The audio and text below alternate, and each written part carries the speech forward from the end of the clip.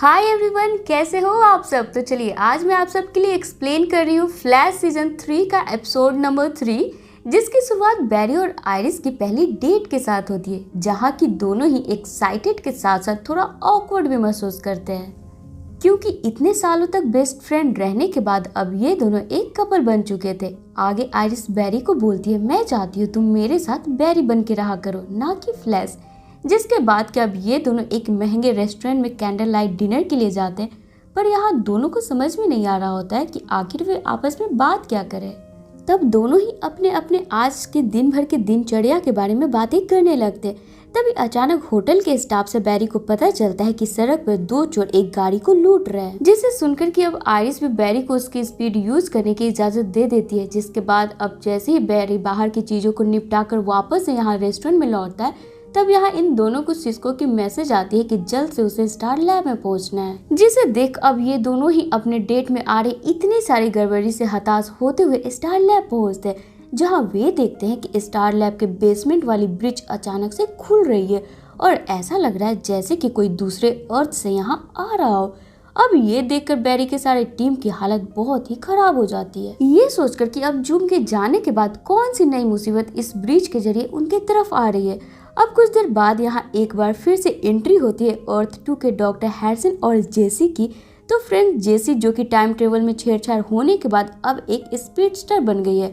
और उसी के चेकअप के लिए डॉक्टर हैरिसन जेसी को लेकर यहाँ अर्थ 1 पर फिर से वापस लौटा है। अब यहाँ जेसी को एक स्पीडस्टर बने हुए देख वैली मायूस होता हुआ डॉक्टर हैरिसन से पूछता है, वो और जेसी तो साथ में पार्टिकल एक्सलेटर से निकले वेव का शिकार हुए थे, तो एक स्पीडस्टर की पावर सिर्फ जेसी को ही क्यों मिली, मुझे क्यों नहीं मिली। जवाब में डॉक्टर हैरिसन बताता है, डार्क मैटर अलग अलग लोगों पर अलग तरह से रिएक्ट करता है। अब ये सुन बैली उदास होकर वहां से निकल जाता है। तब कैथरीन भी जेसी की फुल बॉडी चेकअप करने के लिए उसे एक स्पीड रूम में लाती है। तो ये डॉक्टर हैरिसन बैरी पर गुस्साते हुए बोलता है, मैंने मना किया था ना टाइम ट्रेवल करने से, लो हो गई ना गड़बड़, अब तो तुम खुश हो गए। तुम्हारी वजह से मेरी बेटी आज एक स्पीडस्टर बन गई है, जो कि मुझे बिल्कुल भी पसंद नहीं है। तो ही अब आगे की सीन में हमें एक जॉन नाम के शख्स को दिखाया जाता है, जो कि शाम को ड्यूटी कर अपने घर लौटता है और अपनी बेटी और पत्नी से बड़े ही वायलेंट तरीके से बातें करता है कि तभी जॉन की बेटी फ्रैंकी की आंखें पर्पल कलर की हो जाती है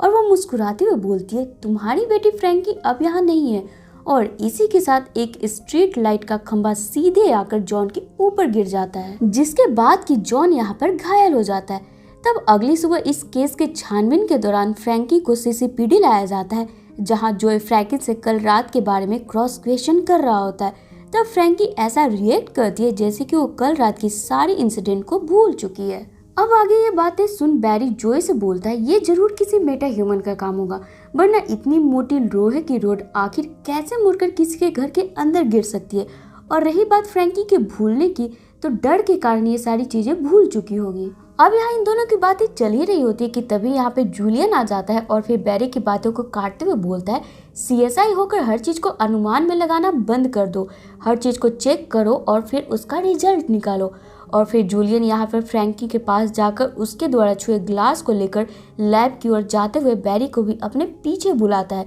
ये बोलते हुए कि कैसे किसी की याददाश्त जा सकती है, वो भी तब जब उसके पिता के साथ इतना बड़ा हादसा हुआ हो, ये जरूर कुछ छुपा रही है हमसे। जिसके बाद अब आगे जूलियन फ्रैंकिन के ग्लास पर मिले उसके डीएनए से पिछले कुछ दिनों से मिले इंसानी केचुल के डीएनए से मैच करवाता है, तो उसका शक यकीन में बदल जाता है, क्योंकि फ्रैंकिन के डीएनए में भी वही सेल मौजूद थे जो कि उन सभी इंसानी केचुल में भी मौजूद था, जैसे कि इन सभी को कोई और ही चीज कंट्रोल कर रही हो। अब यहाँ कंट्रोल करने की बात सुनते ही बैरी को लगने लगता है कि कहीं ये एल्केमी का तो काम नहीं है, क्योंकि राइवल ने पिछले एपिसोड में बैरी को बताया था कि एल्केमी ने ही उसे शक्तियां दी है और आखिरी मिले इंसानी केचुल राइवल का ही था। अब बैरी के दिमाग में ये बातें चल ही रही होती है कि तब आगे जूलियन लैब से नीचे उतरकर फ्रैंकिन पर चिल्लाने लगता है कि तुम एक नंबर की झूठी लड़की हो, तुम्ही ने अपने पिता को मारने की कोशिश करी है ना। तब यहाँ हम देखते हैं एक बार फिर से फ्रैंकिन की आंखें चमकना शुरू हो जाती है और वो सीसीपीडी में मौजूद सभी आयरन और स्टील से बने सारी चीजों को कंट्रोल कर सीसीपीडी में तोड़फोड़ मचाना शुरू कर देती है और फिर मौका पाते ही वहां से बाहर निकल आती है। तब बैरी भी फ्लैश बनकर फ्रैंकलिन के पीछे आता है और फिर फ्रैंकी को बोलता है, ये पावर तुम्हें एल्केमी ने दी है ना, तुम घबराओ नहीं, मैं तुम्हारा मदद कर सकता हूँ उससे आजाद होने में। तब यहाँ फ्रैंकी एक पल को तो फ्लैश की बातों से कन्विंस होने लगती है और दूसरे क्षण चिल्लाते हुए बोलती है, मेरा नाम फ्रैंकी नहीं मैग्जेंडा है। और फिर यहाँ फ्रैंकी फ्लैश का ध्यान दूसरी तरफ करते हुए मौका पाकर यहाँ से भाग निकलती है। तो दूसरी तरफ स्टार लैब में हम जेसी को देखते हैं जिसकी स्पीड की चेकअप हो रही होती है, जिसे अच्छी तरह चेकअप कर कैथलीन जेसी को बताती है कि वो एकदम फिट और हेल्दी है, जिसे सुन जेसी खुश होकर दूसरे कमरे में चली जाती है। तो इस सिस्को की नजर डॉक्टर हैरिसन पे पड़ती है जो कि काफी परेशान होता है। तब सिस्को डॉक्टर हैरिसन से उसकी परेशानी का कारण पूछता है। जवाब में डॉक्टर हैरिसन बताता है, पिछली बार जब हम यहाँ आए थे बैरी को यूं खतरों से लड़कर लोगों की मदद करते हुए देख जेसी काफी खुश हुआ करती थी और फिर जेसी भी लोगों की मदद करना चाहती थी। और ये देखो टाइमलाइन में छेड़छाड़ होने के कारण जेसी भी आज बैरी की तरह ही बन चुकी है और अब इसके दिमाग में भी लोगों को मदद करने का भूत सवार हो चुका है। पर मैं ये नहीं चाहता कि जेसी ऐसी जिद के कारण वो किसी बड़े मुसीबत में फंस जाए। तो ये अब आगे हम बैरी को देखते हैं जो कि स्टार लैब वापस आता है और अपने टीम मेंबर के साथ फ्रैंकी की डिटेल निकालता है, जिसके अनुसार कि फ्रैंकी एक अनाथ बच्ची है जिसे जॉन और उसकी पत्नी ने गोद लिया था। पर कुछ वक्त के बाद जॉन अपनी पत्नी और फ्रैंकी को डोमेस्टिक वायलेंस कर परेशान किया करता था और फ्रैंकी के पड़ोसी से पता चला है कि वो एक बहुत ही प्यारी और साधारण लड़की है जो कि अपने पिता से हमेशा डरी और सहमी रहा करती थी। और रही बात ये मैग्जेंडा नाम जो कि फ्रैंकी ने बताया, इसके बारे में किसी को कुछ खास समझ में नहीं आ रहा होता है। तब बैरी बोलता है, शायद इसका संबंध राइवल की तरह अदर लाइन से हो सकता है, जिसके बाद सभी इस केस को निपटने की तैयारी में जुट जाते हैं। जहाँ जेसी भी अपने इस पहले केस के लिए काफी एक्साइटेड होती है,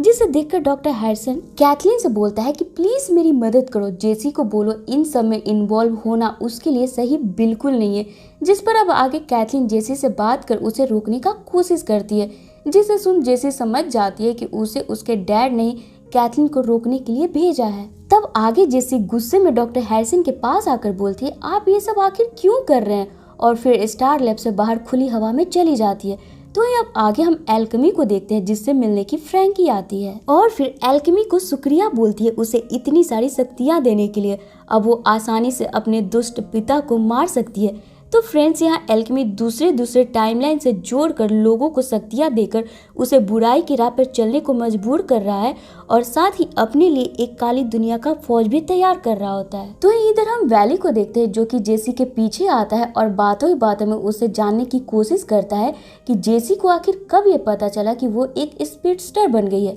जवाब में जेसी बताती है कि एक दिन वो अपने दोस्त के घर पार्टी में गई थी, जहां से लौटते वक्त सड़क पर उसे लगा कि गाड़ियां एकदम से स्लो चल रही है और उसी वक्त जेसी को यह महसूस हुआ था कि उसमें स्पीड आ गई है। अब ये सुनते ही वैली बोलता है, मुझे भी चेक करना चाहिए तब तो। जिसके बाद वैली फौरन ही सड़क के बीचों बीच एक आती गाड़ी के सामने जाकर खड़ा हो जाता है, ये देखने के लिए कि उसके पास भी पावर आई है या नहीं आई है। तब यहाँ फौरन ही जेसी जाकर वैली को उस गाड़ी से एक्सीडेंट होने से बचा लेती है और उसे लेकर वापस स्टार लैब जाती है, जहां वैली की इस हरकत पर बैरी उसे डांटता है और फिर जेसी के कारण डॉक्टर हैरिसन को परेशान देख बैरी बोलता है, ये सब उसी के कारण हुआ है, काश उसने टाइमलाइन को नहीं बदला होता। और अब आगे किसी में हम आयरिस को देखते हैं जो कि फ्रैंकी के बारे में और भी जानकारी हासिल करने के लिए जॉन से मिलने हॉस्पिटल पहुंचती है, जहां जॉन आयरिस को बताता है उसकी ये हालत फ्रैंकी ने ही करी है और वो उसे मारने वापस जरूर आएगी। तब आयरिस नर्स को बुलाकर जॉन को कोई एक सुरक्षित जगह पर ले जाने बोलती है